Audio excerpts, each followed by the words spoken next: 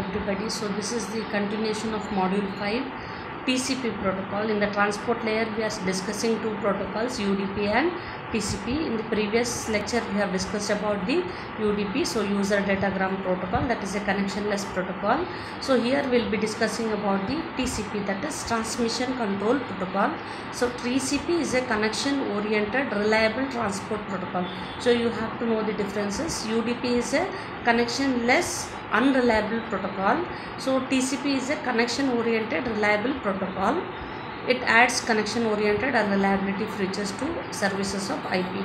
So using the TCP, so because of this reason only, usually for internet protocol always we use the TCP as the supporting protocol. So we call it as TCP IP suite.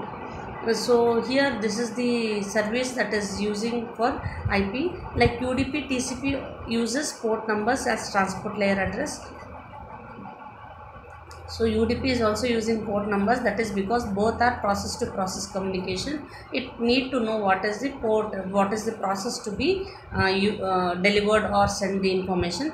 Unlike UDP, TCP is a stream oriented protocol. So SCTP you have seen, stream control transport protocol. Similarly this UDP is a stream oriented protocol. So there we have seen it is having flow control and error control, and they are using a queuing mechanism. Here they are using a stream oriented protocol. So in the diagram you can see sending process is going through a stream of bytes. Stream of byte is nothing but the whatever we call it as serial information that is going as a stream of bytes. It has been received by the receiving process using the same TCP protocol.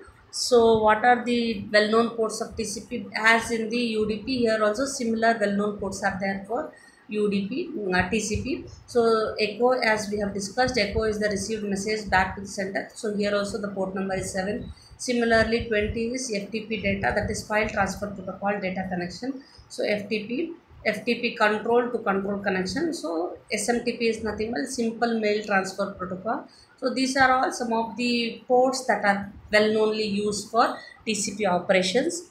So here you can see, because we told it is a stream, so sending and receiving buffers. Buffers are nothing but temporary storage things. So there we have used queue technique. Here we are using a buffer technique. So buffering handles the disparity between the speed of producing and consuming process. So buffering is nothing but temporarily it is stored in the buffer. Once it is sent bit by bit or stream by stream, then it is going to use the other information to be sent. So one example to use a circular array 1 byte location. So here the buffer they have used a circular array of information. So when it is rotating bit by bit information, you can see here bit by bit information, it will be transferred to the other side of the receiver. So sending process is using a circular array technique, and receiving process is also using a circular buffer where it is going to receive byte by byte information, because the bits information is coming in the stream of bytes. So TCP segments, if you see, so here IP layer needs to send data in packets, not as a stream of bytes. So in this stream it will be having the segments of data. Segment is nothing but pieces of information. So whatever the datagram packets are there, that is going as the segments of information in the stream of bytes. So here we can see what are the features of the TCP. So TCP features are numbering the system, because as we have seen it is going to convert the stream of bytes into segments, that is pieces of information. So every piece of information should be having its own number. So it is having a sequence number and acknowledgement number. Byte number, the bytes of data being transferred in each connection are numbered by TCP. The numbering starts with randomly generated number. So it will start with a number, then it will going on continuously serially. So the value in the sequence number field of a segment defines the number of first data byte contained in that segment. The value of the acknowledgement field in a segment defines the number of the next byte or a parity expects to receive. The acknowledgement number is cumulative. So here you can see segment 1. Segment 1 is first piece of information, that is having the sequence number 10,001. That means in this range of information it is having all the information from 10,001 to 11,000, that is 1,000 messages are there in that one. Similarly segment 2 is having 11,001 to 12,000. Likewise, it is going on in the order number. So acknowledgement number usually will have, if I have sent a 1, then you will be getting acknowledgement 2. That defines the next information yet to receive is 2. So when you get the acknowledgement as 2, that means successfully 1 has been reached at the destination. This is the TCP segment format. As we have seen the UDP format, here TCP segment is also having the format where a header is there. Header is added to the data, that is encapsulation. Header is joined to the data. Header is having the similar source, port address, destination. Here extra we are having sequence number, acknowledgement number, header length, reserved bits. Then you are having URG, acknowledgement. These are some of the flags. Window size, checksum, urgent pointer, options and padding. So this is the format of your TCP. So here very important, we need to have the sequence number and the acknowledgement number given. So as I told, the flags, TCP control field, that is nothing but these flags what we are seeing in color, red color, URG, ACK, PSH are, these are all the control fields where URG is urgent pointer invalid, is valid, acknowledgement, ACK is acknowledgement valid, PSH is request for push, RST reset the connection, SYN synchronize sequence numbers, FIN terminate the connection. So these are all the pointers that are used to give the importance of the information. So what kind of information is being there, whether it is in urgent or it is the reset or it is giving the control information of the TCP field. A TCP connection establishment, because as we have told, a TCP is a connection oriented service. We are having some steps to establish the connection. So connection establishment is three-way handshaking. A sync segment, SYN segment, cannot carry data, but it consumes one sequence number. Sync is nothing but starting of the information. It is not going to carry any information, but the sequence number, it is also having a sequence number. A sync plus acknowledgement segment cannot carry data but does consume one sequence number. So when you send a sync, then you will get an acknowledgement. For that also we are using one sequence number. An ACK segment, if carrying no data, consumes no sequence number. Simultaneous open and sync flooding attack, denial of service attack, cookie. So these are some of the attacks when the acknowledgement is not received properly. So here we can see how the connection is going to be established.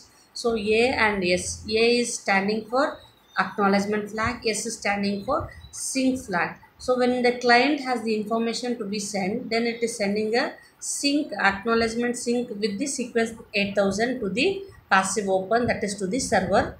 From the server it is getting one sequence number and telling acknowledgement has become 8001. So you had sent a sequence number as 8000. Now you are getting the acknowledgement as 8001. So again you are sending that for 15,000 you are sending an acknowledgement, that is 15,001. So that means every time you are for the sync, if you are sending the acknowledgement, so you will be adding one increment of the number, sequence number, whatever we have used.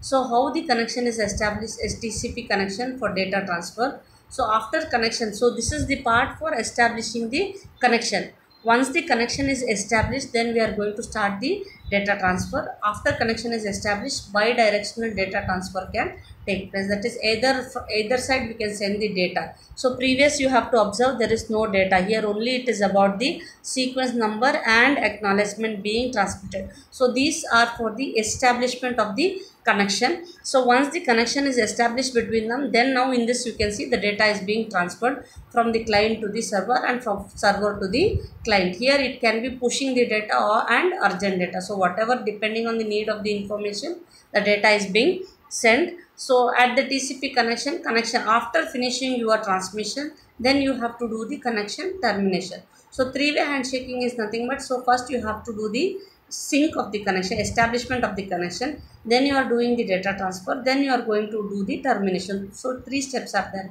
Three-way handshaking. The FIN is nothing but the, when you have finished the transmission, segment consumes one sequence number, it does not carry any data.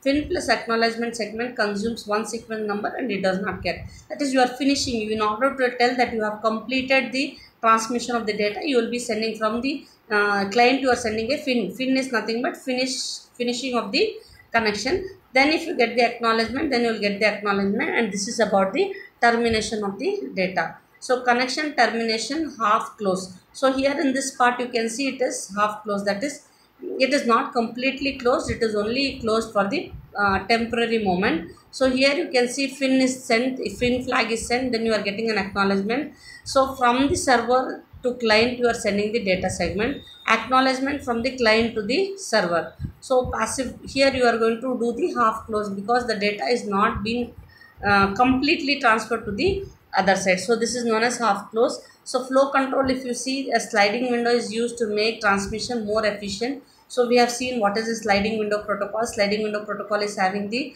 same size of the sender and the receiver to control the flow of the data so that the destination does not become overwhelmed with the data. TCP sliding window are byte oriented.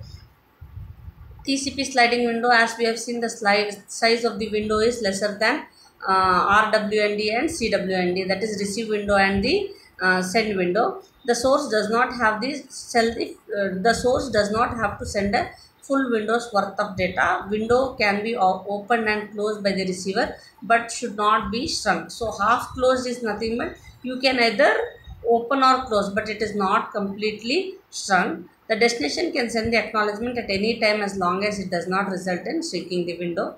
The receiver can temporarily shut down the window. The sender, however, can always send a segment of 1 byte after the window is shut down. So this process is known as TCP half close. So as we have discussed, TCP half close means every time you can send the information, but completely you are not going to close the window. So error control, error detection and correction in TCP is achieved through the use of 3 simple tools, that is checksum, acknowledgement and timeout. Checksum is nothing but the error control information what we are adding in the header. Acknowledgement is after successful delivery of the information, whatever acknowledgement we are getting, that is the acknowledgement. Timeout, we are waiting for a prescribed time, that is 2 TP time, that is one time for propagation, another time for receiving the acknowledgement. So if you get the information within the stipulated time, then there is no error. So these are the 3 major tools that are used to check the error control in TCP. So checksum, if corrected information is there, then it is discarded. Acknowledgement does not consume sequence number or not acknowledged, that is every acknowledgement should have a sequence number. That is, if I send 8000 as seen, I got acknowledgement as 8001. If any other number I am getting, then that is discarded. So retransmission, if nothing is going to work, then we are going to retransmit the information. So in modern implementation, a retransmission occurs in the transmission timer expires or 3 duplicate ACK segments have arrived. No retransmission timer is set for the ACK segment. Retransmission after RTO, that is retransmission timeout and round trip time, that is as I told you, you are going to wait for a 2 TP time, that is the round trip time calculated. Retransmission after 3 duplicate ACK segments, that is after retransmitting also, if we get the duplicate ACKs, then we are going to stop it. Out of order segment, because everything is going in the form of segment, because TCP is stream oriented or stream oriented byte information. Data may arrive out of order and can be temporarily stored by receiving TCP, but TCP graduates that no out of order segment is delivered to the process. Because it is using the sliding window protocol, each and every segment that is being received will be numbered and it is being checked.